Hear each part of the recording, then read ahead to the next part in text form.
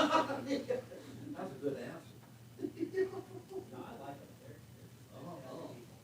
You didn't recognize anybody that you knew from previous experience, did you?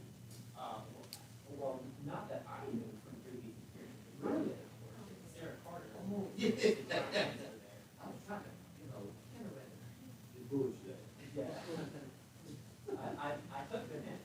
Oh. I didn't know Sarah Carter. She was in before here. She was, Oh, okay.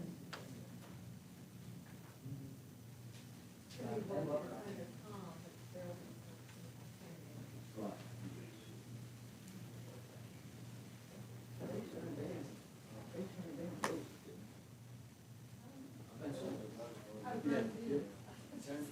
Yeah, they kind of.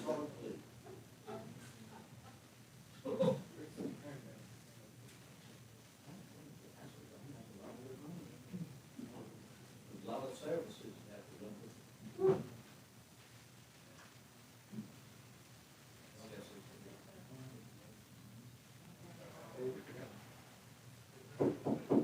Hereby call the Appomattox County Board of Supervisors meeting to order December 20th, 2021. The board welcomes each and every one of you that's in attendance. And we'll go right on into our agenda. First, we'll have our pledge of allegiance. And please remain standing for our invocation. I pledge allegiance to the flag of the United States of America and to the republic for which it stands, one nation, under God, indivisible, with liberty and justice for all. O Lord in heaven, hallowed be thy name. Dear Lord, we thank you for the precious gift of life. We thank you for all the blessings that you have given unto each of us. We thank you for our help that you have rendered unto us. We thank you that we live in this community. We thank you that we are able to serve our citizens. But we serve them only through you, dear Lord. We thank you for giving us the wisdom and the carry through on what we need to do to make our community a success and our citizens happy. And we ask you to do with this meeting.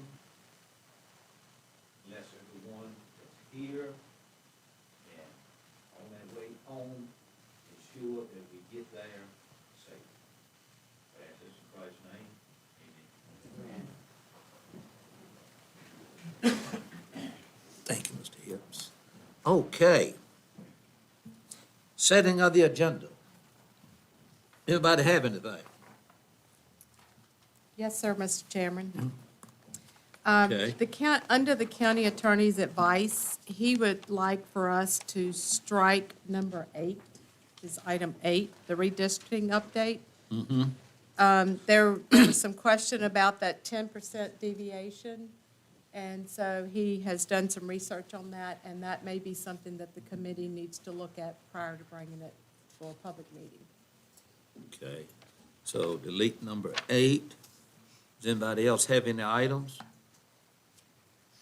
I've got one, and let's call that under 10B. County raises. Any other items? Okay, hearing none, is there a motion to accept the agenda? Mr. Chairman, I move to accept the agenda as amended. Is there a second? All in favor, please signify by saying aye. Opposed likewise. Okay. Next is citizen public comment period, and Mr. Rourke? There is none. Is there anyone here who'd like to speak to the board that failed to sign up? Okay, moving right along. First, we have Mr. Aaron Hawkins, auditor with the Robinson, Farmer, Cox Associates. He's going to appear before us to present the FY21 final audit report. Welcome, sir, on behalf of the board. Thank you for having me. Thank you for having me at the top of the agenda. Very much appreciated. And I flagged just a few pages to go through in the audit report. I'm going to pause. Does everyone have a copy of that in front of them? I'm not going to take us through, all 150 pages of it, but I've flagged maybe 4 of them that I'm just going to point out and talk to you about.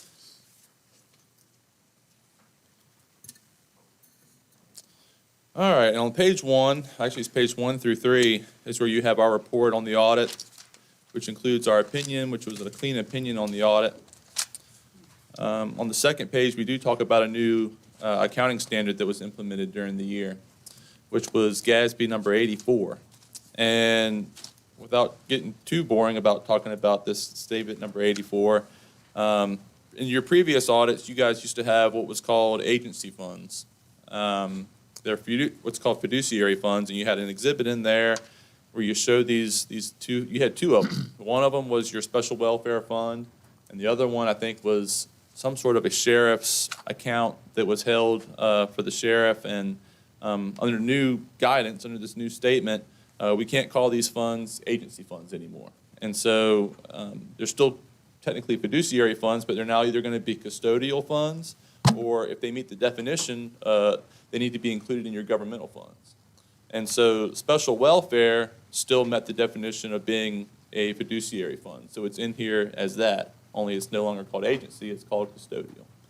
And the reason that is because there are accounts, child accounts, that really do meet the definition of the county being a custodian of these funds. But the sheriff's account, which I think maybe had like $6,000 in it, was deemed under this guidance to be more appropriate to be blended into the county's general fund. And so those were the impacts on the county side of it. On the school board side, when you get into their statements, you would always see, I don't have it in front of me right now, but you probably used to see a school operating fund. You maybe see a school special revenue fund that might be like their cafeteria and textbook. I can't remember if they had another fund or not, but now you'll also see a column for what's called school activity funds. And they've always had these monies. Each school has its own bank account and its own ledger of how they spend and receive money within those accounts, whether it be on fundraisers, field trips, book fairs, athletics, all that stuff. Each school has its own bank account, and they get their own audits done as well. But they've never had to be incorporated into the county's financial report until now with this new statement, which basically takes the position that these are, the school board does have governance over these funds, and so now they need to be included in this financial statements. So those were the major changes because of that new GASB statement that came out. So now I'm going to go to page 13, which is the next page that I have flagged. And I take you here because this is where you can see what your general fund balance looks like. At the end of the year, you had about a little over $18 million in your fund balance, and a very vast majority of that is unassigned to be used at the county's discretion. One other thing that I'm going to point out on this page is there's a line under your liabilities that's called unearned revenue. And that unearned revenue is about $1,545,000. And what that is the ARPA money that was received by the county. I'd guess it probably came in on the last day of the fiscal year, sometime during June of 2021. And none of that money has been spent yet. And therefore, it's not shown as a revenue, which would be on the next, in 2 exhibits later. On Exhibit 5 is where you see all your revenues and expenditures for the year. It can't go there yet until you actually spend this money. When you actually spend it, you'll see the revenues and expenditures in that year. So if you were to spend all that money in FY22, that's when you'll see that money as revenue and expenditures. But for now, it has to be parked here as unearned revenue because it hasn't been spent yet. Same thing happened last year with your CARES money. Any of that you would have gotten that you hadn't spent yet. So now I'm going to jump very far ahead to the back of the report, on page 150. And this is where we have a couple of findings to talk about this year. The first of which, and I'll kind of preface by saying, I always say this, we have to do a single audit for federal compliance for the county, being that it's an entity that receives over $750,000. And the big program that we had to test this year was the CRF, Coronavirus Relief Fund, CARES, and it was far and away the biggest amount of money that you all had during the year. And anytime you have a program that goes over $750,000 and you haven't tested it in the previous 2 years, it's an automatic trigger that you have to test it. And so we tested that, and we did have a finding that we had to report on it. and it's related to subrecipient monitoring. And not only did you get these 2 chunks of money during the year for CRF money, you also got some municipal utility relief money, which was supposed to be passed on to utility customers that were, to kind of just put it simply, faced outstanding amounts that were owed due to, COVID hardships. And, this money could be applied to these outstanding principal balances that these people owed on their water and sewer bills. But they weren't supposed to be applied to any penalty and interest. And so, when we got there, I say there, here, to test all this stuff, we were trying to get documentation that showed that the county was getting documentation from the town to support what they were utilizing this money for, and they hadn't been providing that. And that's a bad no-no from a subrecipient monitoring standpoint. Anytime you get a grant, federal money and pass it on to someone else, there's almost always going to be something within the grant documents that say you're supposed to, be performing the subrecipient monitoring. The amount of money that was applied to principal, and I noted here, it was $625. It's not exactly material or even significant to the program. And we're talking about, a couple million or whatever it was that you got in CARES money during the year. So that's not really the focus of the finding. It really is the fact that, the town wasn't providing the documentation to the county that it should have. And then the next page, on page 151, we also, in doing our audit, we do a lot of just state compliance work that we have to do. And one of which is we have to test things, procurement, state procurement compliance. And at the school board, we had we had tested procurement for a construction project that went out during the year. And we looked at the bids, looked at the procurement that was done, and all that looked great. But then we needed to see the contract that was signed, as a result of the procurement and the vendor that was selected, and there was no contract on file.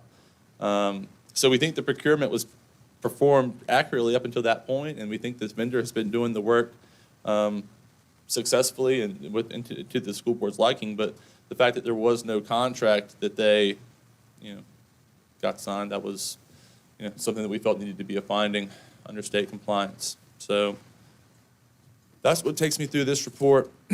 I also did issue a separate management letter, which there's only one copy of this that, I know we probably have 10 or 15 of these bound copies of reports, but for whatever reason, we usually only send one copy of this management letter. I can certainly send more, or we can make copies of the one that's circulating. But we really just had one item to put on there, and it has to do with the approval of county invoices here on the county side. And when we do our tester controls, we usually do that in the spring. We call that kind of like during our interim preliminary testing work.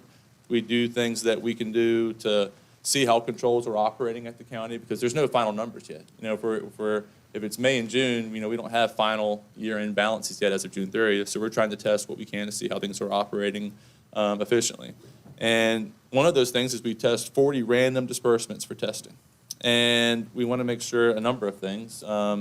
Did these payments, were they approved? Were they entered in the accounting system correctly? Did they have we look at the copies of the canceled checks that come back on the bank. Did they have the right signatures on there and the right number of signatures? If they were over a certain threshold, did they go through all the right procurement? And so everything was checking out good, except there was 8 of them that we didn't have enough visible evidence of approval. And when I say that, that means that we're looking for, and I believe that they were all being approved. I think I feel comfortable with the process. I do think there was an element of the pandemic that played a part in being able to get documentation stamped and approved and the right signatures on a document. So I do feel like that it's not a pervasive problem that needed to go in the report as like a finding or a material weakness, but it was worth pointing out in this separate management letter that it was something that needed to be just looked at and fine-tuned. And I will say, when we came back at final, we're not doing controls testing anymore, but we're testing a lot of year-end invoices. Everything that we got then had approvals, so I do feel comfortable that there's been some internal corrective action to make sure that happens. So That's all that I had to talk about this evening. I can now answer any questions that you guys have. Floor is open, gentlemen. Mr. Chairman, Mr. Hinkle. going back to page 13, I missed the acronym. What was those honor and revenue, where did that come from? Sure. So I might screw up this. It's ARPA, ARPA, which is the American Relief. Okay. Archaeological Resources Protection Act. There you go. I should know that, but I'm so used to just saying ARPA all the time that I've forgotten what it was. And then But you guys got this huge chunk, the $1.5 million in June, and I'd imagine you've probably gotten another chunk since then. We won't get it until next June. Okay. Mr. Hinkle. And then I had another question on page 122 under revenues. Other local tax line, it says local sales and use taxes. Is that the grocery tax? Local sales and use taxes. I mean, that's the local sales tax that gets, from all, it comes from the state. I mean, That's what I wondered, is that 2% grocery tax that I heard a rumor that is passed on to the counties? no, this is just your typical state sales tax that gets collected at various places, and it all ends up at the state, and then they figure out what should go back to the county, and they send it back on a monthly We basis. get 1% of the sales tax, don't we, that's Business County? I can't remember what the I'm percentage. sure. We get 1%, 1%. and the The school school board gets gets 1%. a percentage too, and you'll see that they have and if you were to flip a few pages under the school only theirs shows up as revenue from the Commonwealth, they've got a state sales tax, but that's their percentage of the sales tax that gets. Mr. Chairman? Yes, sir, Mr. I guess my concern is when I was at the county convention down there, that one senator that Mr. Abbott always dealt with said that 2% sales tax was what the revenue that went to the counties. And if they do away with the grocery tax, the counties will have to find other funding sources. That's why I'm questioning. That's right, yeah. Let's hope they don't do away with that. Don't do away with our funds, they can do away with state funds, but don't do away with ours. Yeah, true, Eddie. Any other question? I have one, let me ask you, I don't know whether it's for you or Susan, but you talked about the schools having an individual checking accounts where they put funds in it. It's my understanding that the schools can't really spend any money unless we appropriate it to them. And my question is, how those funds appropriated by this board to those schools? They're not appropriated. They've never been They're appropriated. not proper funds then, if they're not appropriated by this board. That's a great question, a philosophical question more than anything. I can tell you, out of all the counties It's that we. philosophical, that's what the law says, we have to appropriate to. Right, but it's a different type of account. You know, no, I don't believe there's a school system in the state of Virginia that I know of that appropriates for those types of funds. Okay, but I'm not sure that makes it right. I'm not sure it makes it wrong. I can get back to you on it. No, that's all right, It's- you'll get I back have to me. to admit, I've never You been get back asked that tonight, question 'cause this is my last night. Well, All right. may I add clarification to Ms. that? Adams. We do a special fund for the school, and it's included in the advertised budget, and it's like a pass-through money because they're not exactly sure with those collections, and it's usually around $200,000. So it is Okay. advertised as part of the budget for the school. That's like the cafeteria fund. That's 900, yeah. But I don't know if these other schools having their own account. Right. And that's through that special fund. Yeah, I mean, they're self-sufficient, like, they don't rely on any county funding in those, or, they raise funds through fundraisers, and they spend the money that they raise those fundraisers, so, I mean, I know that they stand on their own, like, they're not much like a cafeteria fund does, I think. Yeah, it's just a pass-through. Mr. Chairman, Mr. Holden. so just to clarify in my mind, so this would be something like, would it be like the band boosters or the, when the softball team has a fundraiser? Is that the Yeah. kind of account you're talking about? Exactly, yeah, so what they do is they have a bank account, and they'll have different, they call them funds, I guess, or accounts, and you could have football, you could have cheerleading, whatever student organizations, yearbook, library, and, it's really just money that they collect from others. It's for the purpose of the students. The students raise the money through whatever those fundraisers or whatever it might be, and they're supposed to be spent on those specific purposes. My question was, I thought the county. No, it is not. Nope. So can I ask one other question? Please. Following up on the construction, no contract question. Yeah. So is that the current construction project that's going on, or is that something different? Because I think we voted on a contract. It was the elementary roof replacement, Okay. elementary school. Yeah, I want to say it was like a couple $100,000 project. Okay. Any other questions? Well, we thank you, Mr. Hawkins. Yeah. Appreciate you coming and giving us a report. I should say, just a good report, I might add. And, I know it's contributed to our staff. But, we're happy that you came and done what was necessary to fulfill a successful audit, and we thank you. It's a pleasure to work for the county, and, if you do have any questions, if anyone does have something, can be reached through Susan or any other staff here. I'm always happy to take time out of my day, phone call, email, whatever it is. Come down here if I have to, if you have any questions or concerns. We appreciate it. Thank you. Thanks. Be careful going back to Richmond. Thank you. Yes, sir. Be careful.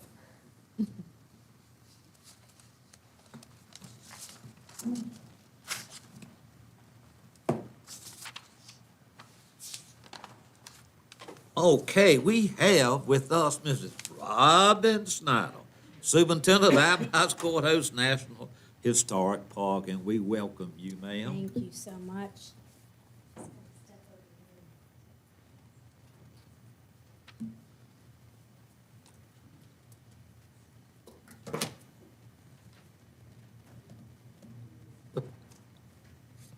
Thank you for letting me come for a few minutes this evening. I don't think I've spoken with the board since 2019. I think I was on the agenda about the time the world shut down, and so it's nice to be back before you. I see some new faces, so I welcome the opportunity. I just wanted to take a few minutes to, and I like to try to do this once a year, to go over what we accomplished in fiscal year '21 and looking down what we will be targeting in FY '22 as far as projects and programs. So this is just a, two-page handout here for you, kept it very simple. You can recycle or whatever you want with these, but I just wanted you to have a little bit in front of you as I went over these things. I do want to point out that our visitation in FY '21 was 69,675 people. That was actually an increase over 2019, which was pre-COVID numbers. And one of the reasons for that is that we saw a lot of people coming out, which delights me because I think you all know that I'm focused on having that park open to the entire community and want to see the community use it as their own, even though it's one of 423 national park sites in the system. So we had about 16,000 people who came out to the park and just used that for trail and recreation use. So you'll hear me talk about sort of our expansion and recreational use at the park here in just a few minutes.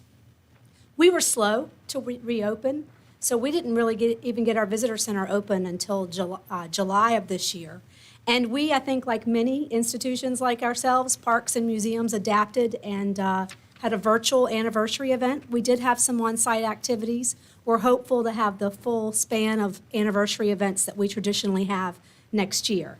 But we have had some success with the virtual programs, with the visitor services. In the realm of taking care of 27 historic and non-historic structures at the park, our maintenance staff, I don't think, I listen to audits and contracts and things like that. We, of course, do a lot of federal contracts in the park, but when I can hire day labor to take care of those buildings, that's when I get the best product. And so our day crew, they managed taking care of the Mariah Wright House, the Sweeney Cabin that's on the outside of the village, the Meek Stable, and the Kelly House. So we had a lot of restoration projects happen at the park this year, and they do tremendous work. And it's very, very proud of the work that they do. We also launched a very critical project to replace the sewer system. I think our town council folks over here have heard me talk about the sewer system way too much, so I'll wait and save that for FY '22 coming up. But we're working hard. By the time I think we get through FY '22, the park right now is probably sitting around $2.1 million in deferred maintenance. And I know you've heard a lot about that with the passage of the Great American Outdoors Act. And so I think by the time we close fiscal year '22, we will be down at least half of that amount in deferred maintenance in the park with some of the projects we have coming up. On the back side of your sheet, we'll have a little bit here about natural resources. Unfortunately, I'm losing my natural resource division chief, who's been at the park for the last 15 years. So he's been doing a lot of studies. He's looking at invasive plant management. He's doing surveys of grassland birds. We're doing surveys of deer to determine how we're going to manage that population into the future. So he's kind of getting things ready and prepared as he heads out, getting that set up for the next person that may step in behind him. I think one of the big things that we've done is we've established 72 acres over the last couple of years to develop pollinator habitat. And we've added that as part of what you can see when you take a hike through the park. So you don't really necessarily think about it. When you think of the park, you think of the historic core and the village, but we actually own 1,700 acres. So there's a lot of field management that goes on behind the scenes. So we've done a lot of work there, and we've also done a lot of trail development. We've been trying to get information out in the papers here lately, but we've developed a trail to highlight the Tibbs House, which was the Confederate soldier who had the shortest walk home after the stacking of the arms, just a block down the road. And we also are, again, seeing a lot of increased trail use. So if folks are coming out and enjoying the trails, they'll notice a lot of improvements out there. And finally, I think nearest to my heart is working with communities and partners. And we have continued our partnership with Appomattox County High School and our friends group, the Appomattox 1865 Foundation. So pictured here are 3 young people who were hired. They're Appomattox County High School students. We've been running a program for the last 7 years where we take these students and we usually take them on field trips and give them the whole context of why Appomattox in the American Civil War. And then they are rewarded with a field trip to Gettysburg or D.C. We haven't been able to do as much traveling in the last couple years, but we've still been able to maintain the program. And at the end, we select 3 high school students who apply for the job and go through a whole, for many of them, it's their first job. And these 3 folks pictured here are Jacob Jones, Abigail Swanbird, and Mariska Service were our high school students who worked for us this summer. So that's a tremendous partnership. Finally, we can continue our work with the Appomattox Tourism Committee, the Carver Price Legacy Museum, the Appomattox Tourism Committee. I recognize that economic development and tourism can generate funds for the area, and will always be working with my community partners to encourage people to come and visit. Lastly, I'd like to just highlight a couple quick things that are happening in FY '22. I mentioned the sewer system. Happily, as I sat down in this room this evening, I received an email from the engineers at Wiley Wilson who confirmed that they now have an approved certificate to construct, which is great news. We've had a couple little bumps in the road here, and we're still waiting for some pipe to do the boring. But essentially, we are replacing the pump system that pumps and the force main that basically connects to the town's system. And that force main is 8,300 linear feet. So this is quite an undertaking. This is a major infrastructure project. And I've been with the National Park Service for 26 years. I never thought that I would say 2 things. First of all, I think that replacing this sewer system that is over 25 years old will be the greatest accomplishment of my career. And I'm only sorry that it took me longer than the American Civil War was fought to get it done. But we will get it done. We are also received $1.25 million this year to do fiber optics installation in the park. It's a project we've been working on for the last several years. This is a big deal. We'll get fiber in the ground, and that will transform the way we work at the park since our connectivity is circa 1865. But it will also transform the visitor experience so that the visitors can enjoy an experience and download and have service when they come into the park. The next thing I have on the list here is accessibility, and we are looking. That's been a big goal for me, is to improve accessibility for aging population. And with that, we are looking to move the entrance of the park west of the McLean House, where it's a better grade. So we're still waiting on funding for that project. But in the realm of accessibility, why the fiber optics project is so important is, I'll give you an example. Right now, if it's a clear enough day and the connectivity is just right, I have witnessed a school student in a wheelchair holding an iPad that we were able to connect with the MiFi, and his classmates were able to go inside the McLean House, and he was able to tour the McLean House with his classmates while sitting in the wheelchair outside. So our long-term goal is, we're getting funding this year as well to put a lift on the back of the visitor center, but we'd also like to get a lift on the McLean House. These are delicate dances that we do in the park because we want to protect and maintain the cultural landscape and the historic integrity of those structures, but we're also trying to provide for that visitor use. We're also in the midst of our long-range interpretive plan, which will give us sort of a 5-year vision for what we go and stories we tell and how we tell them for our visitor services division. We continue with protection of historic structures. We'll be working on the Sweeney Connor cabin that sits way out there in the field near the O'Brien property, and we'll be working on the Meeks suite of buildings this year to do some repairs and painting of those. So every year we have projects lined up for these historic structures. In the realm of research, we received funding last year, and the contract is launched this year to do, ground penetrating radar on a couple of cemeteries in the park. One, the Robinson family cemetery. The Robinson family basically purchased the Kelly house right after the war. He was once an enslaved man, and then he was emancipated on April 9th and raised 18 children and grandchildren in that same house where Widow Kelly witnessed the surrender and the stacking of the arms. And so there's a cemetery out back that belongs to his family, and then a potential slave cemetery out by the Rain Monument. We've already done some GPR work out there. They discovered 61 anomalies, which are probably graves. And we had the GPR done just recently, and we're waiting for that report. Connected to that, we're doing an ethnography study so we can look and try to make connections with descendant groups in the community who may have connections to these sites. Lastly, we just, not quite last, we just finished an administrative history. This history is fascinating. It is a historical document, I think, for Appomattox County, and I'd be happy to share with you all the final copy when that's getting wrapped up. Lots of names. I mean, J.E. Jamerson helped to do the reconstruction of the visitor center, and so there's a lot of local Appomattox folks within the administrative history. But for us, it's a blueprint of how the park evolved and why decisions were made. So it's very interesting to me to go back 25 years and see why that sewer system was even constructed. Things don't change. And lastly, I always highlight the boundary study. We did have a boundary study that closed in 2018. There's 686 acres that are adjacent. All of this land is adjacent to the park, mostly along, I'm losing the name of the road.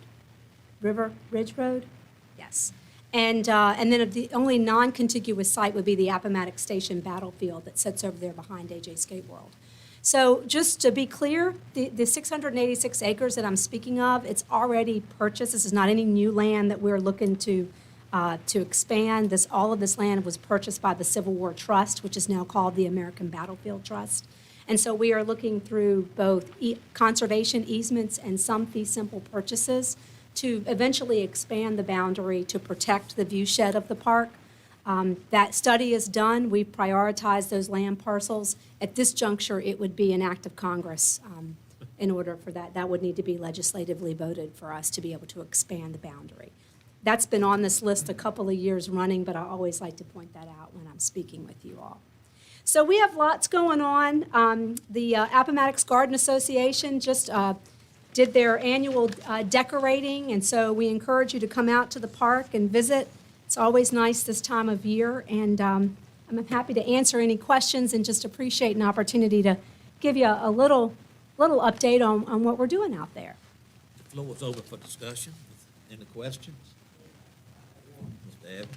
Robin, that was a model of the village done right after the Civil War. Gentleman came in there and did it. Matter of fact, I think it had every building it was in the village, and I can remember it used to be on display, and I know it needs to be restored. Is it any thing in the future that's going to see that put back together? Because there were a lot more buildings in that community than are there now. Right, right. And so is it any effort to get the restoration money for that? I'm happy to be able to answer that. You're talking about the Burns exhibit. And there is a project in our system. So we have an internal project information management system. It is in the system. It's not funded at this time, but we are seeking funds to conserve that. I don't know, and we do have it in our curatorial collections, which is down at our maintenance location. So it's protected at this time. We would like to see that restored and get that back out on display. So it's in the queue. I'd have to look into the system to see what year we've requested for funding. We hired a new curator about 1.5 years ago, and she's a dynamo. So she's picking up where some things kind of fell off. And so we do have a project in the system to see if we can get funding for that. Good. Mr. Chairman. Mr. Hogan. Robin, glad to see you back. Nice to see Uh, you. Are you still splitting time between us and Booker T. Washington? Yeah, I took on Booker T. Washington about 2.5 years ago. Yeah, So I I'm was, sure they didn't double your pay. They- Don't answer that question. yeah, yeah. If someone wanted to walk off all the holiday treats and cookies and all these things we've been eating lately, the bridge that was in the paper recently, it was restored on, I think it was the South Side Trail. Right, the Southside Connector Trail, that's over there near the North So Carolina where Monument. exactly on this map would that bridge be? So that is your North Carolina, it's the Grants Approach Trail. If you look right there where the Grants Approach Trail is, and the Southside Connector Trail, So that's the bridge across Plain Run? yes, Gotcha. that's Thank it. you. So Okay. the parking is at the North Carolina Monument, which is across from the Confederate Cemetery.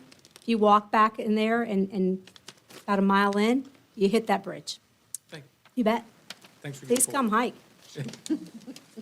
They've done a nice job with the hiking trails out there. I am really delighted. I think, I'll close in saying that it's, a lot of what we did, I know we've all been impacted by COVID, but, a lot of the efforts that we were making at the park, we were having arts in the park programs and theater in the park and, music from the front porch of the McLean House, the Sweeney Concert Series. And a lot of that was designed to try to encourage and have local community members come out and enjoy their park. So we're looking forward to getting back there when conditions will allow us to do so. Any other questions? I'd like to say that I'm glad that Mr. Hogan asked that question because back in Mr. Abbott's day, in my day, you said that the North Carolina Monument was used for parking today. Is that right? There's a parking lot there and then access to Oh. the trails. Yeah, I'm still glad it's used for parking. I was just about, I was just about to ask you when you were implying. Because some of Appomattox finest families were started out. That's right. We might have cameras in the park and places too. I'm just giving you fair warning. Oh, man. Yeah, I like got choked on that one. Rob, you have done a magnificent job, and we certainly do appreciate you.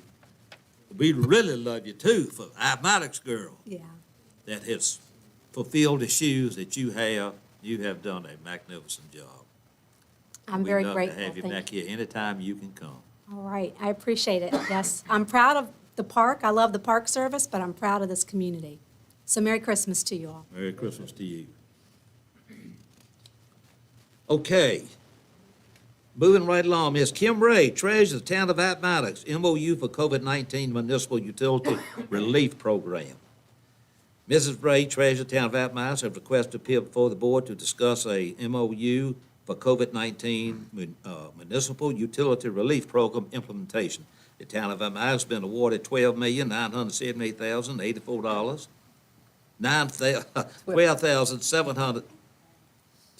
$12,778.84 in COVID-19 funds to assist with municipal utility customer relief for all eligible customers for the Town of Appomattox. These funds are pass-through funds from the locality, Appomattox County, as fiscal agent to the Town of Appomattox, in which the agreement explains the responsibility of both parties. Welcome, Mrs. Ray.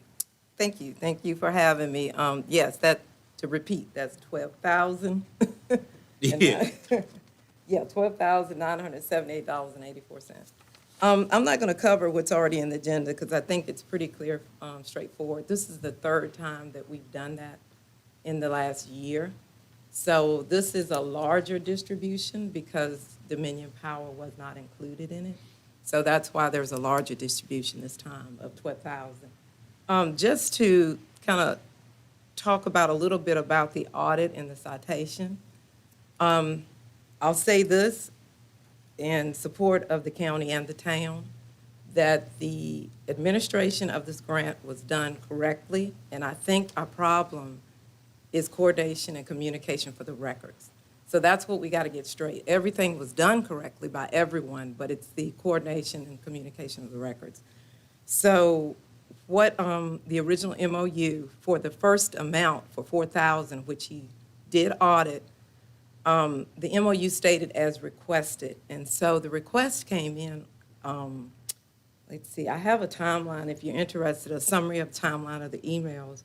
The request came in on a Friday at 1:44, it started then, and the documents were released on Monday, so the next business day.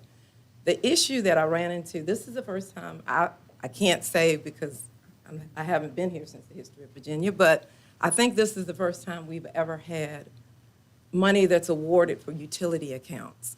And utility accounts are excluded from FOIA to the point of there is an exclusion or under discretion of what to allow to be in public. And I wasn't sure and had to contact our legal because I didn't have a relationship with your auditor. So I wasn't sure what I could release.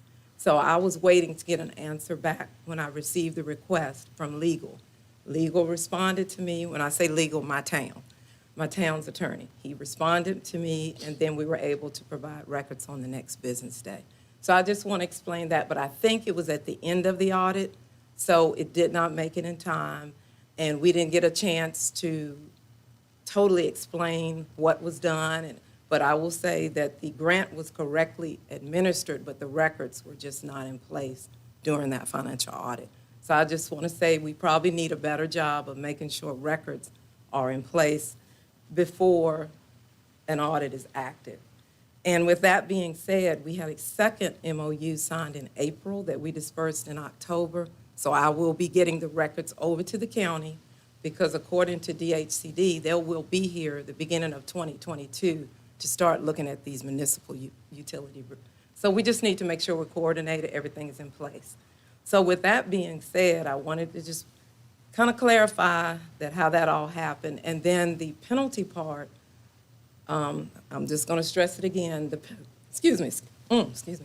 The money was not used for any penalty, and I do have a statement from our software, the vice president of our software. It was not used, and I think Susan and I have come to an agreement of a report that will pass the mustard for the state. So I think we just need to better coordinate to have our records in place. So with that being said, I would like you to consider on behalf of helping our citizens this third request for $12,978.84 to go directly to the customer accounts to help people who, due to COVID reasons, have fallen behind in their utility bills.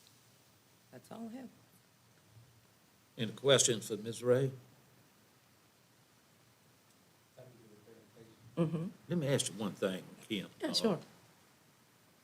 So the corrections, what is the definition of that, if you will?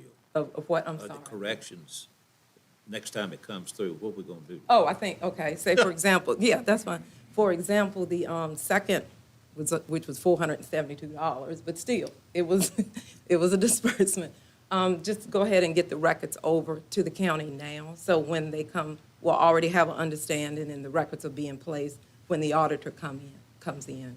And I think too, knowing legally what we can divulge and what needs to be redacted and all that has already been settled. Yeah, I think the first time we're just caught off guard. Okay. Oh, and I'm sorry, to add one more thing.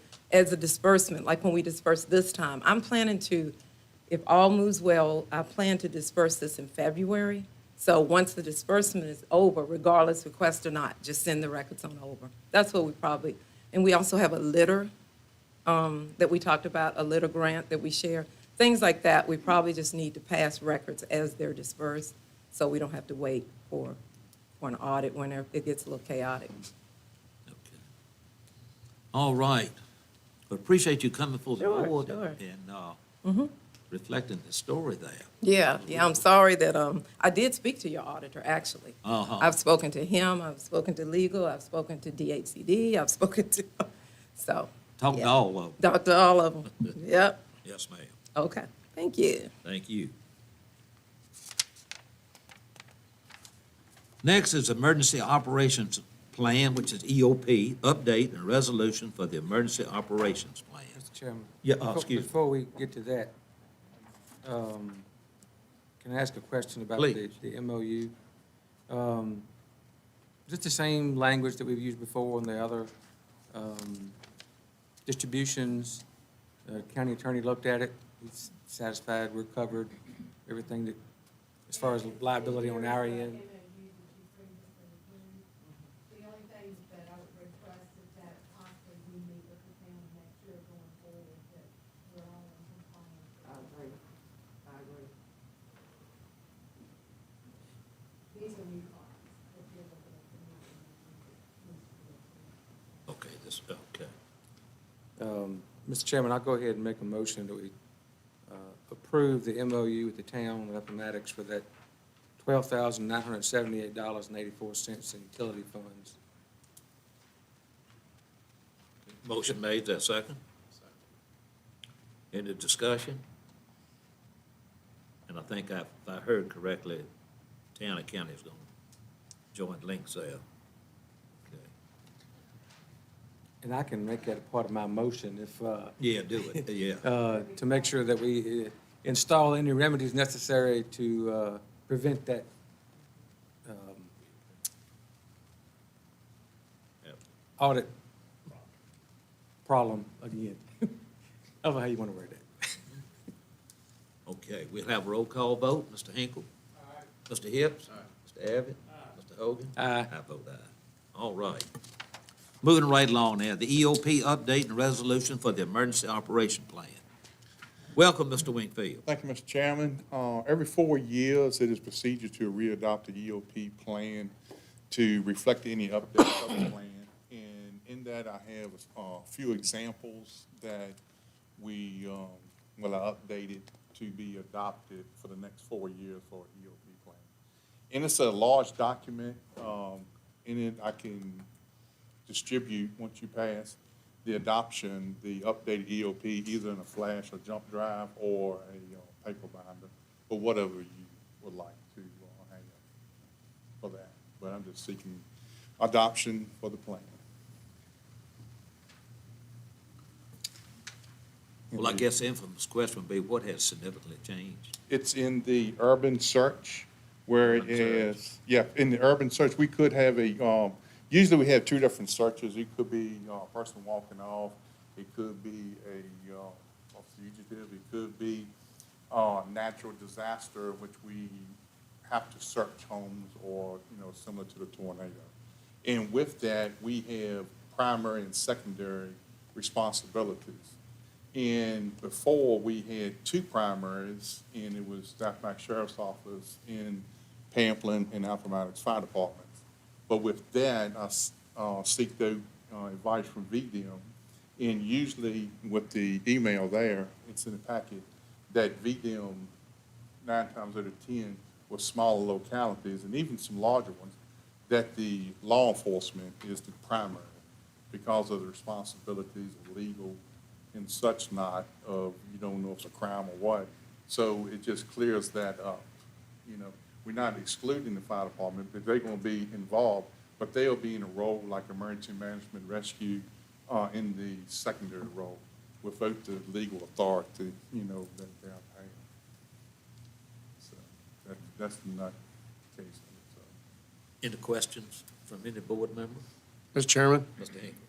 what is the reasoning behind adding the title Public Safety Director Well, that's just part of my title, and so we don't have to do it, you know, it can be because, I've listed all my titles on the front page, so, it can still be the Emergency Services Coordinator, but I try to have all the titles for the folks, and usually my title is Public Safety Director / Emergency Services Coordinator, so that's why I updated it that way. Thanks for the clarification. Any other questions? Mr. Chairman. Mr. Hope? Bobby, I saw the letter from the sheriff saying he didn't have any issue with that switch. Correct. Have you talked at all to either one of the fire chiefs? I haven't, but I don't think it'd be, because they're still involved, it takes that point of organization. And volunteers have other jobs during the day, and with some searches, it goes on for days and days, so. But I will reach out to the chiefs and, you know, for a full understanding for that. But pretty much we're going by this now, because when we have searches, it's the sheriff's office there, plus, you know, the fire department, but usually the sheriff is the one that calls the fire departments in. Because if we have a walk-off, we always like to try to get a dog in first, before we can have humans, you know, and messing the scent up. So after we exhaust the dogs, then we'll bring in more people. But if you go with people first, that takes like the element of the search with the dogs. And we have very good rescue. Before we had a teenager walk off, and we brought in outside rescue people, and they do a fantastic job. And it's free, so it doesn't cost the county anything for that. Thank you. Any other questions? So we need to adopt this resolution, Mr. Wingfield? Yes, sir. Motion been duly made, is that second? Second. Discussion? All in favor, please signify by saying aye. Aye. Thank you, sir, for coming by. All right, there's a big time. Gentlemen, if you all would accompany me out front there.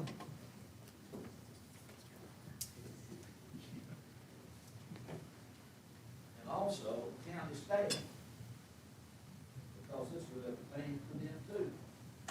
Ladies, gents.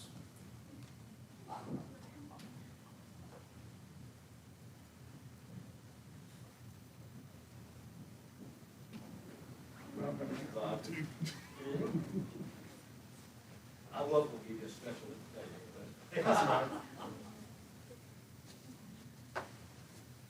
This resolution, by the way, is appreciation for the time of Mr. George. George, front, yeah.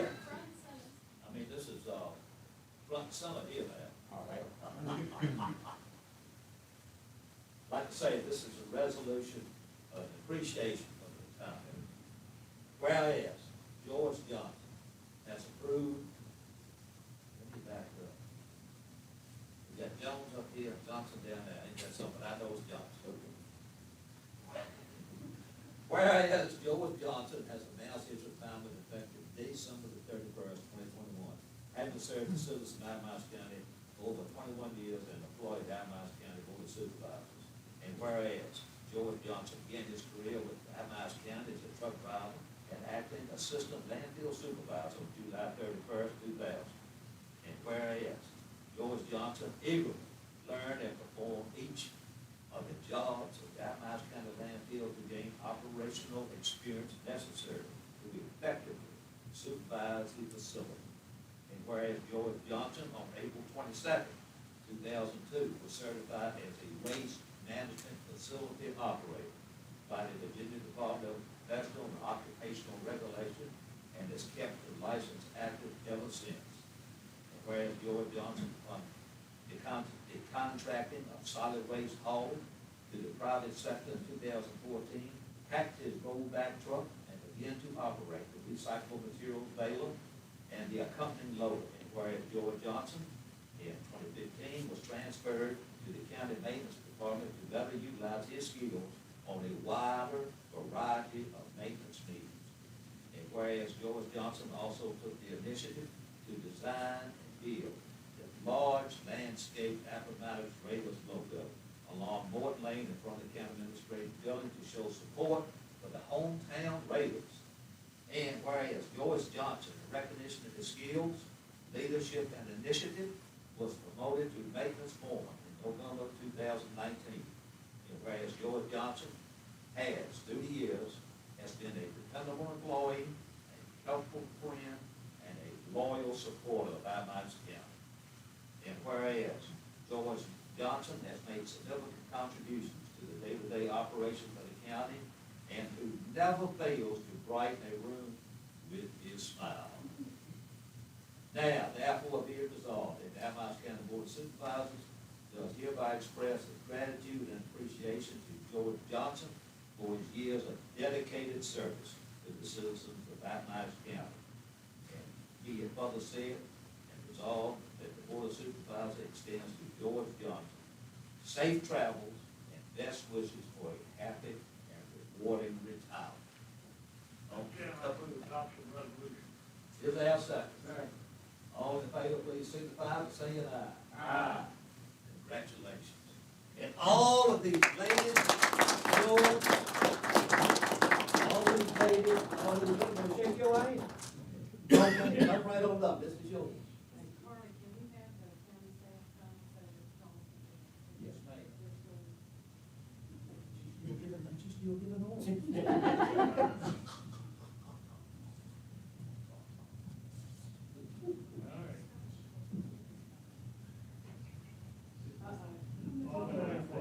I gotta have it, yes, Lana, they got up here first.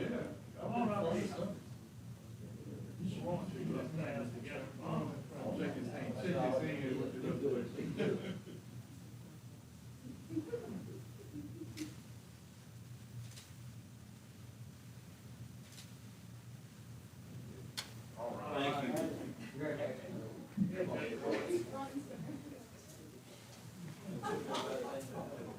You're not starting. Start on this end.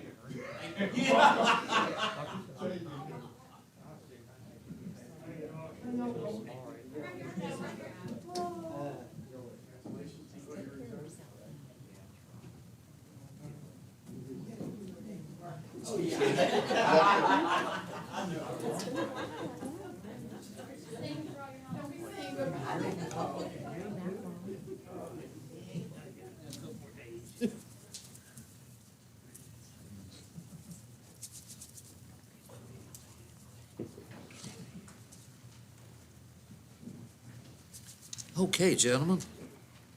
Next is organizational meeting. Please schedule the 2022 organizational meeting of the board. A recommendation from staff is to consider the first working day of the new year, which is Monday, January 3rd at 6 p.m. Floor is open for discussion. I'll go back to work that day.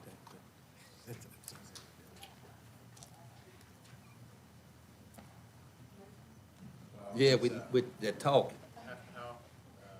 Chairman. Yes, sir, Mr. About Mr. Gunn's, I think he's retired, so. Well, I did too. Is 6 good for you? Mr. Chairman, I'll make a motion that we set January the 3rd, at 6 p.m. as the organizational meeting of the board. Unless the county administrator finds out that that does not work for Mr. Jones. Okay. Motion made and duly second. Discussion? All in favor, please signify by saying aye. Next is the 2022 holiday schedule.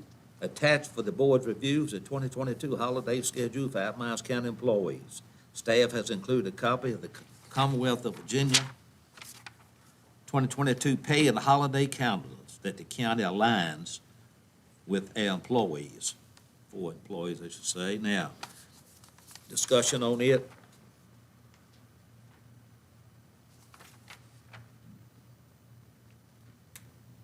Mr. Chairman, I move we adopt the holiday schedule as presented. Motion duly made, is that second? Discussion? All in favor, please signify by saying aye. Aye. Okay, moving right on down, after number 8 is tabled. Registrar's budget transfer request. Patricia Morton, General Registrar, has requested the board, Chairman, did you put in the 8A? 10A, I'm sorry. 10B, I mean. Wrote it down as 10A, yeah, excuse me. No, I'm glad you did. Registrar's budget transfer request, Patricia Morton, General Registrar, has requested the board's approval to transfer by consent $500 from the 1302-5201 postage and supplement to 1302-7001 equipment.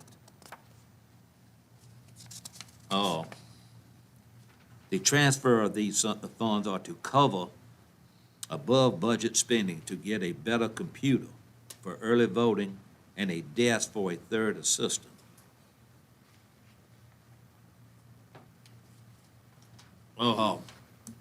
This desk for an assistant, was there another desk to anyone's knowledge? Was 2 desks?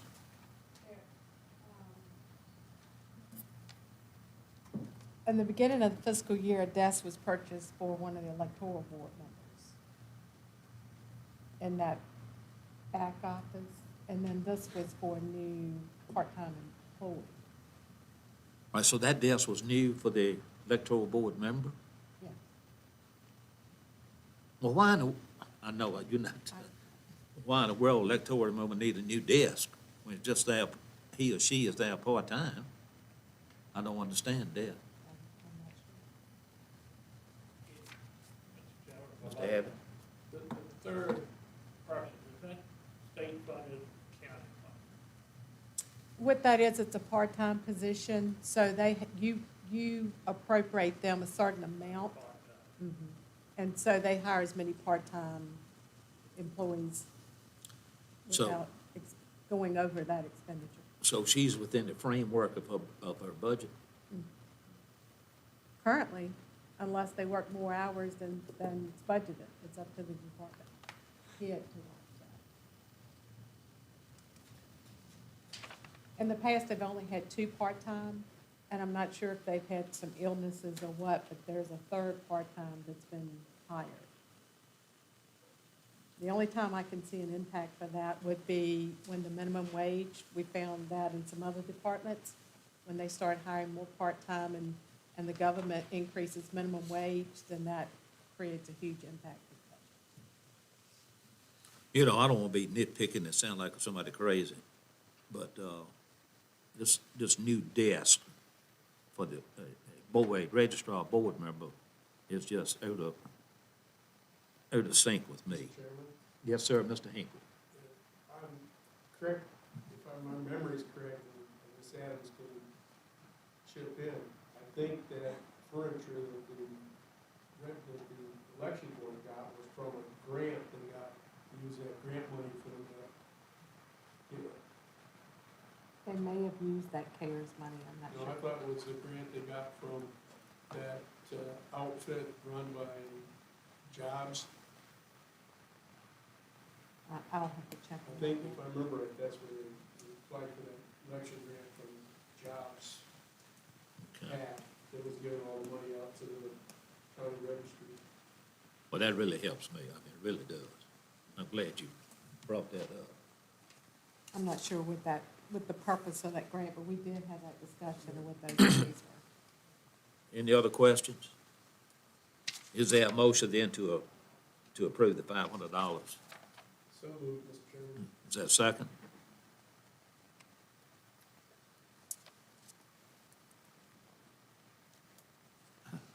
I would like to add that money's already in her budget. It's already been appropriated. She's just doing a line item transfer from one department, Yeah, from one line item to the other. So it's no new money. okay. So, hearing that, is that a second? Yeah, I'll second it. Okay. We'll have to go. Motion been duly made and second. We'll have a roll call vote. Mr. Hinkle? Mr. Hips? Mr. Abbott? No, Mr. Hogan? I guess I have to go. Larry, I'm going to vote aye too.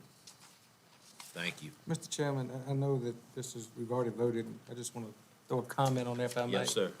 I also noticed in the, in our consent agenda, under the electoral officials, still paying $1,600 a year to somebody else to come down here and move the briefcases to the election precincts every year, every election.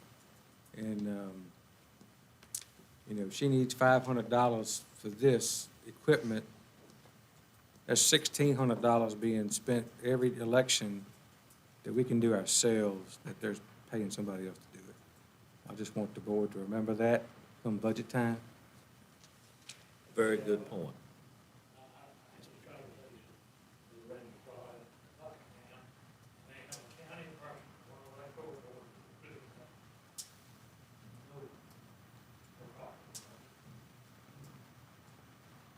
Very important. You remember this. Yes. Discussion earlier, too.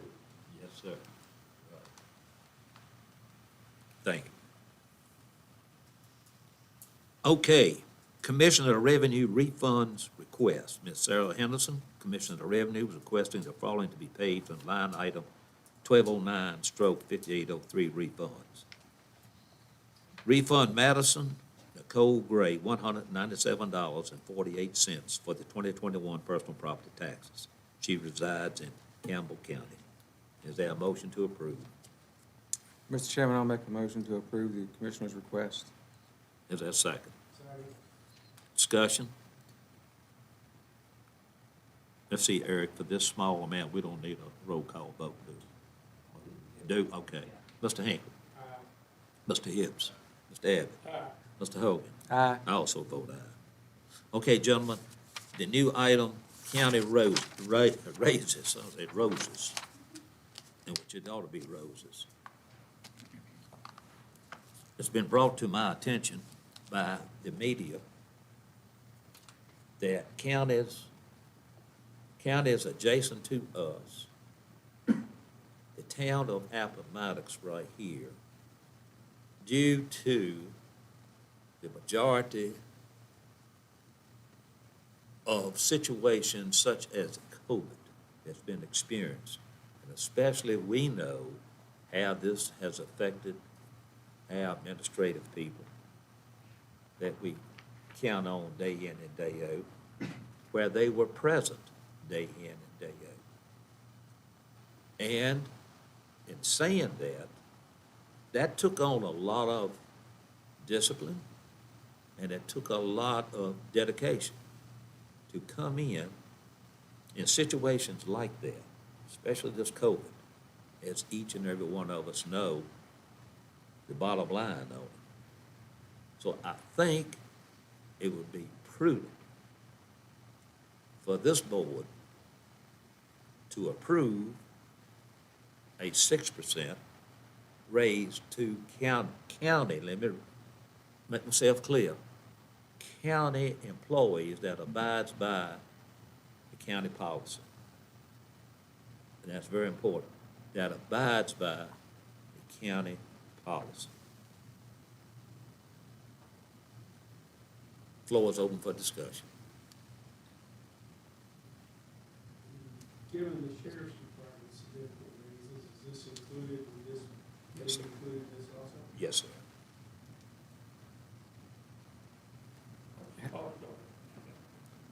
The cost, I meant to get that figure from Ms. Adams, but I forgot what the cost was. But I think the cost, if I may say, at this point, isn't that much to absorb by the county budget. I know that doesn't answer your question. And I don't want to think about what reserve, okay? But you need to know, when you put this in a budget, you're gonna put it in that balance, okay? Right. You need to know what percent of that is, man, what percent of a 1 cent on a profit is it? And I think, You're right, yeah. Not a question I haven't asked on everything like this. I look at what we did with the Commonwealth Attorney, 1/5 of a penny on real estate. We did that, so you need to know how you will affect the bottom line. I don't want to take anything away from the county employee. No, that's Are understandable. you talking to social services included in that? No, no. Well, we ought to know the cost. Do you have an estimate? Well, I'm trying to remember when we've done some scenarios for budget time, so I'm sorry that I'm not prepared tonight because I didn't know this discussion was going to take place. We've been looking at, the inflation rate is somewhere between 6 and 6.8 is basically what the numbers are showing. So in our pre-budget planning, we've looked at a scenario of 5%, 6%, 7%, 2.5%. And I'm trying to think it was between the 5 and 6%. It was less than 100,000. And with benefits, it was right at 100,000 for countywide.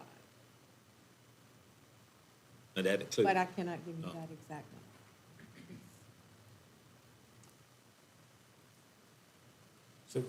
So I guess, Mr. Chairman, I have a question. So this would be on top of the 5% we gave when we adopted the budget, that went into effect July 1. And I understand, can this be paid from ARPA funds? I mean, is that what you're asking? Oh. Where No, it no, come from? no. Okay. Comes strictly from the operating budget. Mr. Hayes? I certainly don't want to argue against county employees who are deserving, but you've got to go through a budget process, and we usually try to match what the state does. I see that the state is recommending 10% for certain employees, so I agree. I just don't think that if you wanted to give a bonus, is one thing, if you want to give a bonus, but to give a 6% raise is pretty healthy, and then look at doing another raise on top of that for the end of the fiscal year. And not that they don't deserve it, but you haven't given us much time to prepare for this. Of course, I don't need much. I'm not going to be here after tonight, but you do need to know the amount and what it had affects the budget. And are you going to get, and I want to talk about this a little bit later. We haven't had a tax increase for 6 years, and if you manage this county right, you're not going to have one for another 4 years. But you have got to watch things you put in the budget that are there every year from now on. Bonus is on, but salary's off. I want to clarify that when I say raises. I'll substitute the word bonus. Oh, see, Any difference? that's a one-time. That's a one-time bonus. What's the rest of the board think about Well, this? Mr. Chairman, I'd want to make sure that we clearly identify those employees in county positions. And so we're not picking up any state employees in this. I'd also like to know how much it's going to cost. I noticed that was it the town that just gave all their employees 6%? And, yeah, I agree with you. I think they need more money, but I'm just kind of, like Mr. Abbott said, if we make it a flat across the raise, what's it going to cost it, and are we going to be able to afford it in future years? I think maybe more thought needs to go into it than more data than what we have tonight. Yeah, I admit, I didn't bring forth enough info, Mr. Chairman, Mr. Adams. when you said county employees, I don't believe a registrar has signed on to our memorandum of agreement. But should she sign on to it, she's considered a county employee. And I believe she got a right whopping good raise from the state this year. So I think you need to look at who you're talking about giving a bonus or raise or whatever. I think probably a little more thought. I'd like to go through it with you, but I'm not going to be here. I understand, yeah. The definition of that, of the county employees, is, of course, our employees, I say our, within Ms. Adams' framework, revenue, sheriff, and treasurer. Now, that leaves out the Commonwealth Attorney, and that leaves out the clerk of the court, and of course, the registrar's office, social service. Well, look, Mr. Chairman, But the county attorney, I think, has told us that the registrar is, by code, comes under our, so maybe she's not our employee, but she has to follow our. Okay. Maybe we need to, She's made the statement she's not. if we wait, and talk about this in January when we have some more data,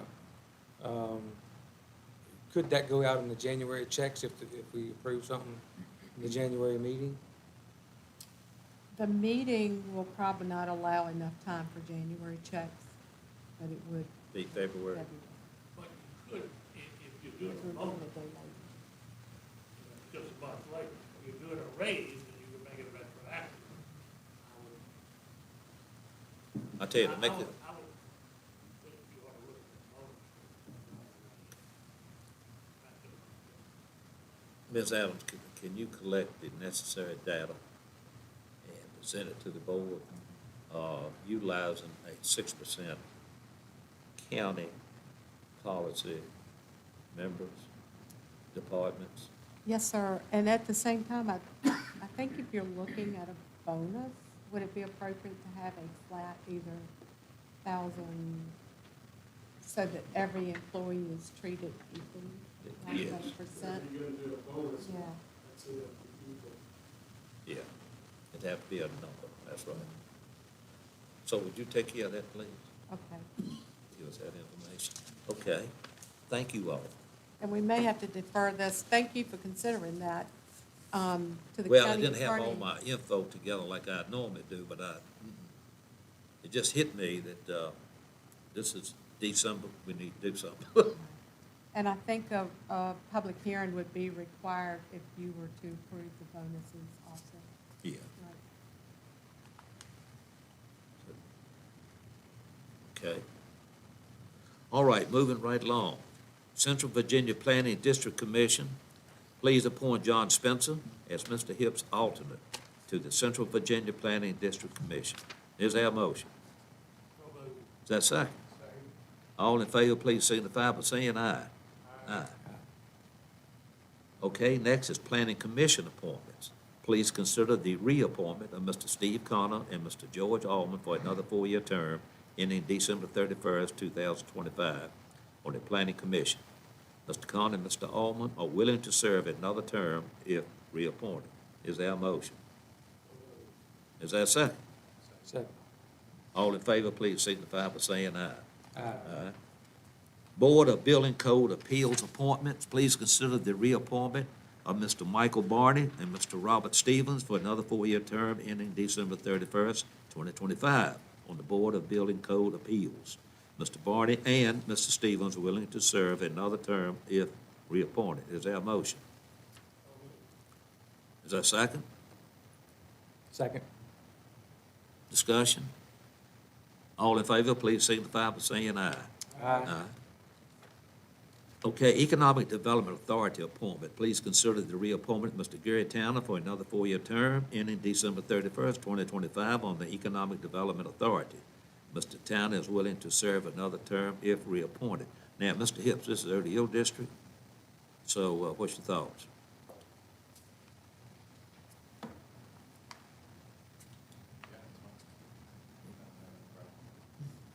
I don't have anybody else. I already have someone from my district on there as well, Okay. which is Mr. Jones.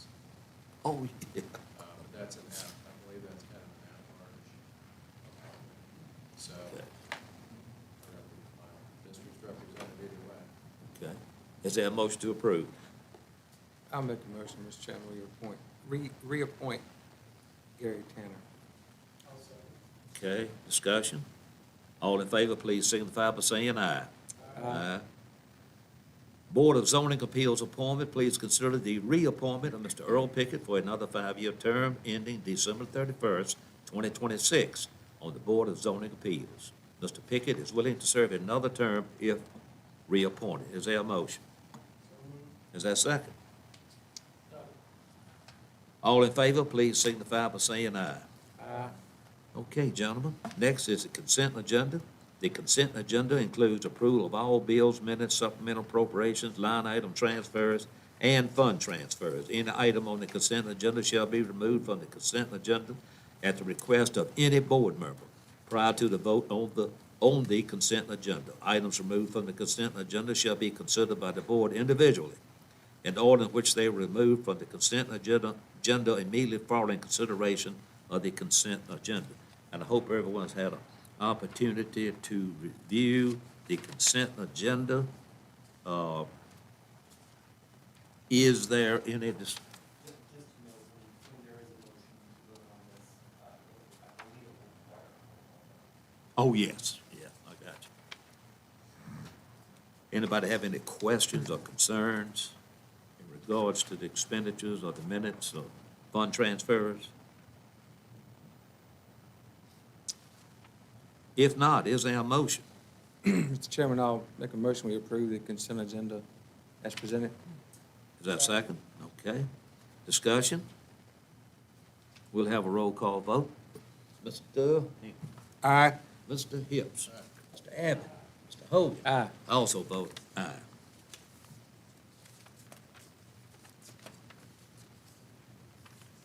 All right, Eric.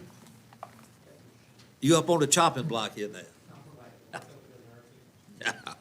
Mr. Chairman, as you may know, in July, a new bill came into effect that maybe I should say rebanned gaming machines, including those that have been defined as games of skill. And the legislation is pretty broad in terms of who it would allow to prosecute these. So it could come under the Attorney General, it could come under the Commonwealth Attorney, or it could come under the County Attorney's Office. And the General Assembly, along with this new legislation, allowed the county to adopt a new ordinance if it wants to ban it at the local level as well as the state level. So Les Fleet, our Commonwealth Attorney, reached out to us asking how the county would like to handle that. I believe that's, that email thread is included in your larger agenda packet. But Tom Lashing has prepared a draft ordinance for the board's consideration, if that's the direction the board wants to go. And that would allow prosecution at a local level, so that the fines so that it would be handled by our office, the county attorney's office, rather than the Commonwealth attorney's office. And also any fines from that would be collected and deposited into the general revenue of the county, as opposed to the state revenue, which is what would happen to the Commonwealth attorney.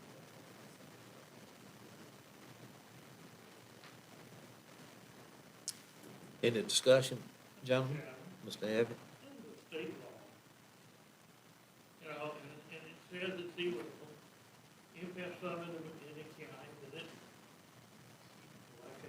like any other criminal, it's prosecuted by the Commonwealth Attorney. I can't see it as a revenue stream for us. I could see it making people, maybe some social organizations, made it mad and upset with the board because we've got our own law against it, and now we're prosecuting. It's a state law, it's like speeding, or we've adopted our own traffic law. But criminal, I think it's going to stay like it is. But again, I'm not going to be here with you. My opinion, I don't see why we need a local ordinance against it. Mr. Chairman, Mr. Hogan? that state law is also currently under injunction. Judge has ruled that the state can't enforce it.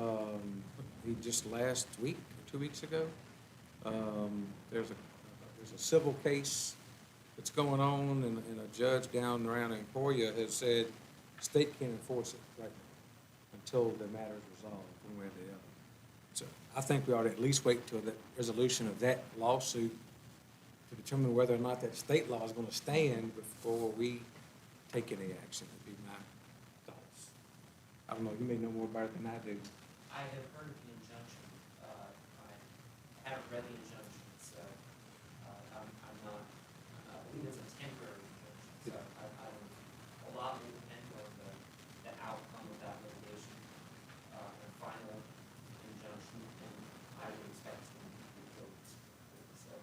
there are a lot of unknowns about the future of this law. That's great info. Mr. Chairman, Mr. I Hughes. just appreciate what Mr. Abbott said. I don't feel right with the county benefiting from this as a revenue stream. I do think that it could be a source of issues and dispute, and it's just not something that I think we should be involved in. Mr. Chairman, I'll also, if I may, Oh, yes, Mr. I'll Hall. add, there's still a lot of dispute over what is a skill game. And we have a lot of them popping up now that the promoters, they're using the definition of a skill game in the code to try to go around, to make their machines do something that does not fit that definition. So now they have these pre-reveal games. You put your money in it, and it tells you what you're gonna spend before you hit the button. Well, you know, so to take the gambling out of it, you can't see what it's gonna spend until you put your money in. So they're trying to say it's not gambling because you know the answer before you hit the button. It's all electronic slot machines, and it's all bogus, but I think until that legislation is defined for sure, one way or the other, we ought to stay out of it. Mr. Chairman, may I follow up? Did we not vote to collect revenues off these? What was the, does anybody remember that? It wasn't too long ago. The state did for 1 year. Until But July. I thought that we were discussing as a locality that we could do that. Tom's not here, so. I think we had an interim amount of time we could do that until July when it was outlawed, Yep. when the law changed. Maybe we didn't act on it, we didn't collect those funds, so. Probably not. No, because we knew that was forthcoming. Well, it's consensus of the board to table this until the injunction, whatever. Till, Well, Mr. Chairman, if I may, if there was a majority no, it wouldn't have to be tabled and brought up again, you know, just an idea. I don't know everybody's thoughts on it, but I'm a no. I don't I am think too. you got it. Well, there you go. I just think if you don't, Do not. not that it doesn't come up again, and that's what the supervisor wants to bring it up again. I wouldn't table it, I just, Did not. allow for a vote, it doesn't go anywhere. There you go. I think this is just informational from the county attorney, just bringing it to our attention, Yeah. so that we could do something if we wanted to. I don't think the That's good info. consensus is that we want to do anything right now. So is there a motion?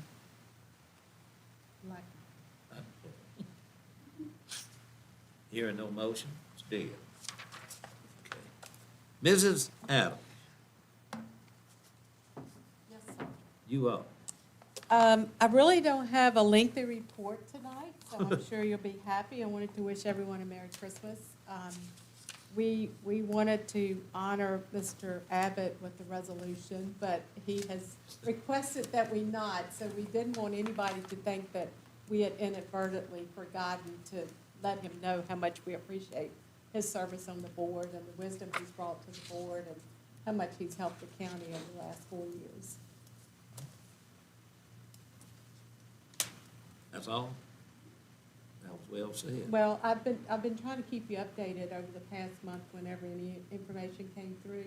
So I think you'll notice some emails have come through from information that was requested at the previous meeting. I think all of those have been addressed, those concerns, and you can always ask questions if you have questions. You done well, yes. Does any board member have any questions for Ms. Adams? Okay. Thank you. Next is reports and administrative items you have before you. I'd like to point out, don't forget, was it January the 8th on the dedication of fire engine number 1, the new one, at 11 a.m. down at the fire station.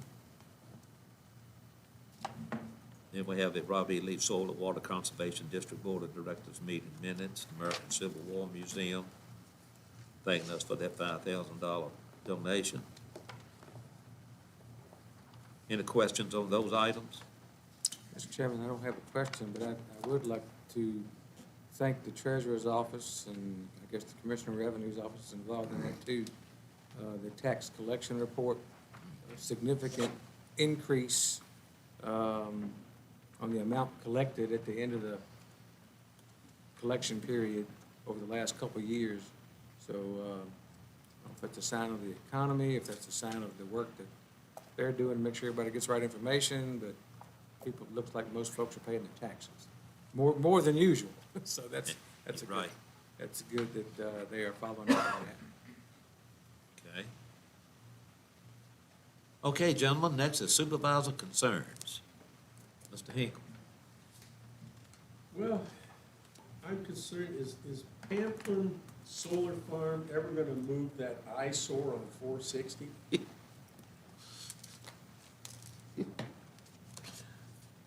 See. They've got that office trailer and they've got the inside of it facing 460 and it just, it's disgusting to look at every time you drive by.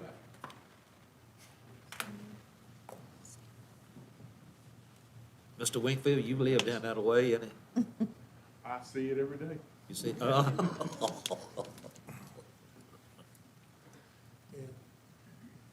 And then I guess my other concern, Mr. Chairman, if I may, is the 911 snafu with Verizon on how we can better let our citizens know about that.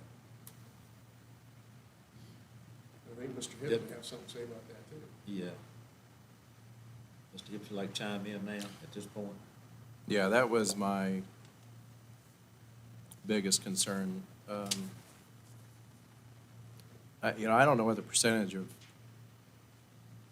citizens in the county have Verizon Wireless, but the fact that they couldn't call 911 for several hours, not the county's fault, Verizon's issue, but they couldn't call 911 for several hours, and there was no way to really communicate that besides Facebook, or let me back up. The only way that I know of that it was communicated was through Facebook. I think by policy, we could have some other way, maybe using the emergency email system, sending a notification out that way, like when the county emails people when there's something going on. I don't know, but something different than what happened needs to happen. Both my wife and I are Verizon customers, but that is not, that just personalizes it for me. I just am thinking that anyone in my district, anyone in the county that had an issue that day, really wouldn't have known and understood why they keep calling 911 and nothing's happening. So whatever we can do to better communicate those sorts of issues or outages, because it's not going to happen, it's not going to be just isolated to Verizon, or, it could be for some reason, a network outage or whatever it is. But I think some better way of dealing with that type of scenario needs to happen, needs to be planned for. And I think Mr. Wingfield is looking into that, am I correct? I probably do, but speaking, since you have all. We have several carriers, T-Mobile, Verizon Wireless, US Cellular. In this one instance, Verizon Wireless really didn't understand they had their own outage because of remote selected routers. And I think we were one of 5 or 6 PSAPs that were affected. So it went from Brunswick to Mecklenburg to Prince Edward, us, Amherst, in the city of Lynchburg, and that was the outage. What we did for a procedure, so if Mr. Hips did have to utilize 911, he would call, we would get the call, but no voice would go through. I couldn't hear him, he couldn't hear us. We would map it, but what we did, because we did have some Verizon wireless calls come in, we would call them back, you know, and what I did, I used my county issued cell phone by US Cellular and called them back that way because we still had an issue with Verizon calling the Verizon phone. So we contacted people back that way so we wouldn't miss the call.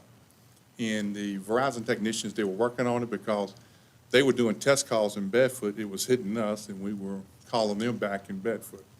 But for the Facebook communication, the Lynchburg Emergency Communications has their own Facebook.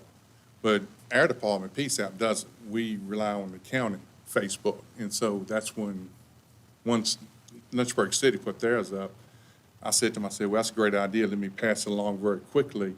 And Kayla and Ms. Spencer put it up, you know. And Mr. Benoit out of your office posted it. Oh, he did? Okay, I just know I contacted. So it was posted for that, and I believe that's where some folks in the county saw it. Now, to put out a WASP, but that's like a warning for all the citizens. The federal government kind of watches that, so we can't do that. But for a countywide email, I could do the county email for all the county accounts. We could do that, but other than that, or we could go with our county emergency notification system, and we could put that out, and that could be another way to go out. If I may, Yes, sir. I think that at a minimum, that the supervisor should know what's going on. And the fact that we weren't communicated with, and I found out 3 hours later through Facebook, I think is unacceptable. Well, we can go do that through moving forward, because we And- do have outages. And I think that even in what you're saying, I think that what that Facebook post seemed to suggest versus what you're saying are not completely the same thing. And I'm only saying that it seemed like more of a problem than what you're suggesting, because a person could call Verizon and then you're gonna call them back. Or I'm sorry, a person with Verizon could call 911 and then you're gonna call them back. But the Facebook post didn't really seem to communicate that way. In fact, it said a Verizon customer cannot get through. So, Right. And that's what, for a voice, and that's what Right. we kind of cut and paste what Lynchburg City put out. And that's why we put down the 352-8241 number, because if they would call that number instead of 911, they were informed, and we wouldn't have to call them back, because they wouldn't know. But the ones that would know, like the deal 911, then we would have to call them back, so we wouldn't miss that call. yeah, I just think some improvement, maybe in policy for the next time it happens, some clarity. Again, I think that the supervisors should know. And- As a blanket, what's going on, because if we got the story directly from you or whoever, there wouldn't have been the misunderstanding and the miscommunication about what was on there. And with the email that I sent you, the timestamp was 11-something, begin maintenance for Verizon. I think we posted that before then, so we knew the issue for Verizon Wireless, knew the issue for that, because we were working on a separate project with Farmwood, and that's when we discovered it. And we had a Verizon network engineer on the line, and she passed it on to Verizon Wireless engineer. So, but they worked hard to get it up and running as quick as they could, because they know the seriousness of it. I'd have to say I was real grateful for Mr. Hinkle calling me and bringing that to my attention. I didn't have no idea. And I think we ended up getting it on WSET. Yes. Mr. Chairman, Mr. Hinkle. who does the weather alerts that we get, the tornado alerts that we get? Is that, Passes through our office. That's an automatic pass-through. okay, But we can modify and send that out. That's what I was talking to Mr. Hips, that we can do that moving forward as a standard to send out a notification by text that, you know, a notification to all the accounts. that we had people registered, we could do that. Yeah, because my concern comes from is, I know a lot of people in my circle that don't have Facebook. Yes, And so it's like, me either. Right. thank you, you done good. Thank you, sir. Mr. Hope. Just so I can clarify that, Bobby, so what you're talking of, that's the Everbridge system? Yes, the Okay, Everbridge so, system. but if people aren't signed up for that, they will not get the notification. No, I was just trying to get Maybe that some audience will. on the Everbridge system. So that's just something else to think about going forward. Yeah, I think we need to use the issue to our benefit and come up, next time when it's a huger problem, or more, whatever, then we have a better way to deal with it. Yeah, sounds good. Well, thank you, Mr. Wingate. Thank you. Now, going back, Mr. Hinkle, any other supervisor concerns? Mr. Hibbs? Nope. Mr. Abbott? Chairman, I'd like to try to make a comment.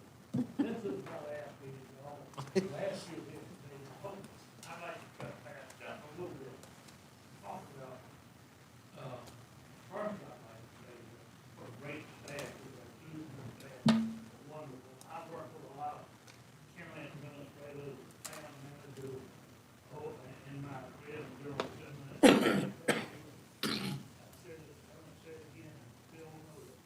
Very soon when the top two of those other work. I really appreciate what they've done. I appreciate what the employees have done. It's been my privilege. I didn't want to lose, but it's been my privilege to serve. And I'd like to talk about a couple of issues, and I'd like to preface my remarks by saying, sometimes you can't afford free advice, and my advice may be worth just what you pay for. Okay? With that, I want to talk a little bit. And I mentioned a minute ago when you mentioned that 6%. This county has not had a tax increase for 6 years. One, we are a high tax compared to counties around us. And in looking at the coming 4 years, I think you can go 4 more years with the raising taxes. But it's going to take some tough decisions on the forward part. We're looking at every penny you spend. As I said, one-time spending isn't so bad, if you do a bonus. But when you put something in that budget forever, it takes a certain percent all of a piece of real estate, a tax on real estate. And that's why I like to ask them, a penny brings in for $140,000. I think that's somewhere in that neighborhood. So when you look at it, instead of investment, I voted with my motion, to give it, you put the $25,000 in income welfare. But again, that's the first 6 of 1%. That's how I like to look at that. So it's gonna take tough decisions on you all part, and I'm a little bit, I'll tell you, when I first went to General Assembly, there was pretty wide business people in the General Assembly that were on appropriations. And the one we got in the House now, who had raised pretty poor, but made a lot of money in the New England. And he was ranking on appropriations. But I went there, I'd known Al long before we went. And I said, Al, I need to talk to you a little bit about the education problems we got in our county. He said, boy, let me tell you something. He said, you can take the whole budget, give it to education, and be back next year asking for more money. I'm gonna say that, we've got a good school system. If they don't have to raise money, they can spend money. You can raise the taxes, real estate taxes, 25 cents, if you want to, give it all to education, we'll be back in a year or two asking for more money. And they do a good job, but you need to look at every dollar where it's spent. This county deserves to get $1 worth of service and $1 worth of spend. And, I think one thing we did really well was taking this money that you would give it back to the county and put it in a capital fund. Now, I would suggest that in the coming months, that you do another capital fund. When you look at what the needs of the schools are, one of the things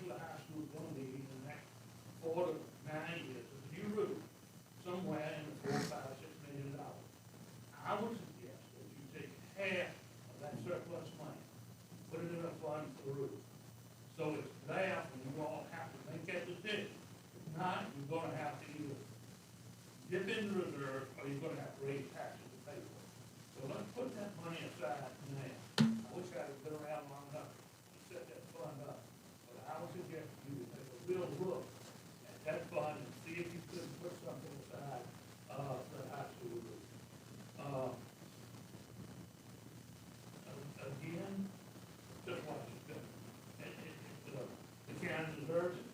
Again, I said, you can make it 4 more years for their raise of taxes and make it longer, if you manage it tightly.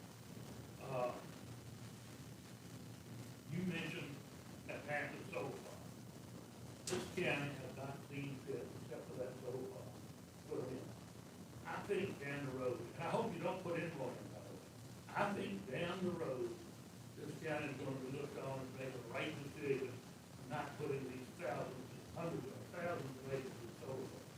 If you look at most of them, you've seen coming here, LLC. LLC is a limited liability corporation. If something happens that we know that it's carcinogenic in those tanks, well, let's just somehow start leaking, or they're obsolete. They become so obsolete that they don't use them anymore. Liability corporation, just fold up and walk away from it. And that means the county, the landowner, the state's gonna pick up that. I don't think they need them, they don't bring in revenue here. They've got an 80% tax rate from the state, which they should not have. They should be treated just like another one. So I hope y'all will think long and hard before you approve it. Watch the spending, look after your county employees. One more thing, I'm not saying do this, but we got a notice from Commissioner Revenue today that, this week or last week, that, the cashier evaluates used cars. They're gonna be worth more this year than were last year.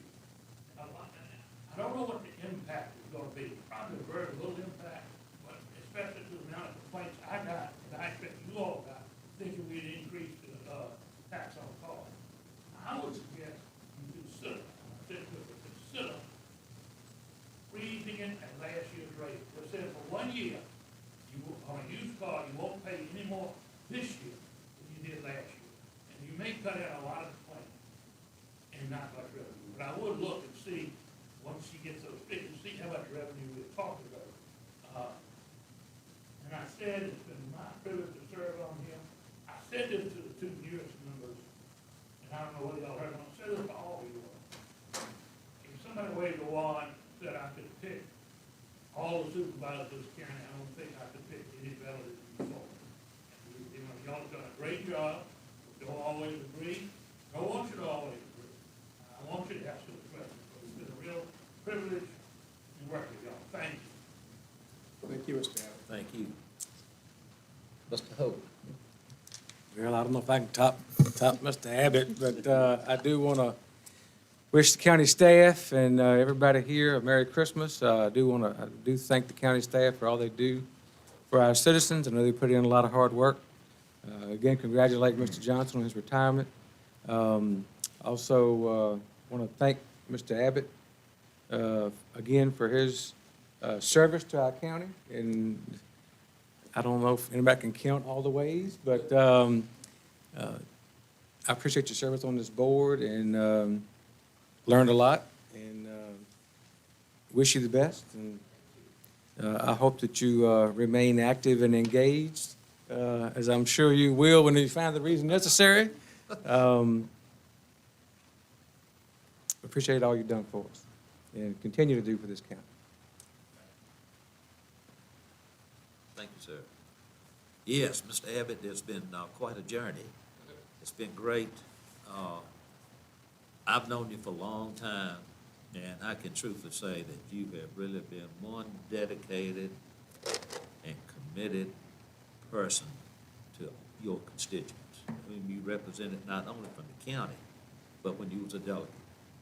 I know you was always there to answer questions when your constituents ask you. You was always Johnny on the spot, and we appreciate it. And the wealth, if you will, and knowledge that you brought to this board, second to none. Really, I know I've learned a lot from you. I really have, and I appreciate it.